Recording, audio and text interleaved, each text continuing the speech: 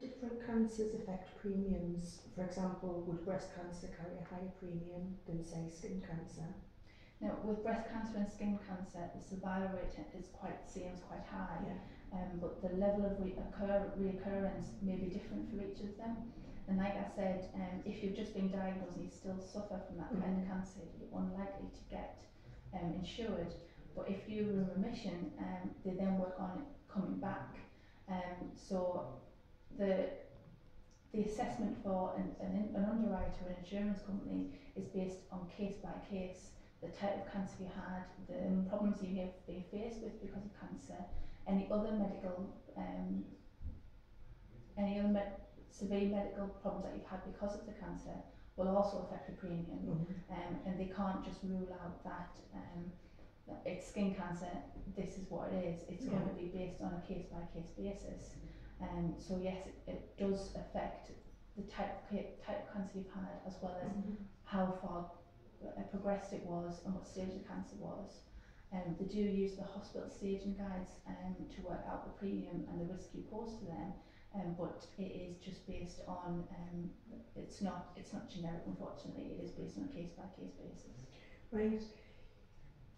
And all insurance companies use the same guidelines to ensure that there's a consistent criteria.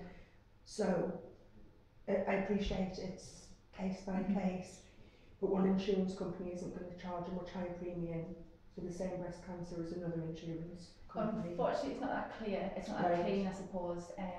The insurance company calculate the premium a different way. They have a different underwriter, they have a different guideline assessment.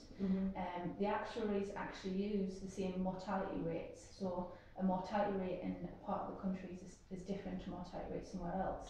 And all actuaries use the same basis. However, the way they apply that in the company differs. The premium is calculated by the cost to provide the insurance to the company, so the likely claim if someone died, as well as expenses they go through to provide the cover.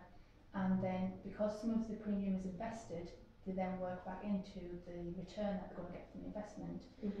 All of that is added to how they're going to charge the premium for that client. So there isn't a consistent approach because they will all apply it different. And they'll invest different places to get a different return. You've also got to factor in the competitiveness of it. If they wanted to apply the same genetic criteria, then everyone would have the same premium and there will be no competition in the market. So you will find sometimes the rates will change per company, and one week one might provide a cheaper rate and the other week another one might.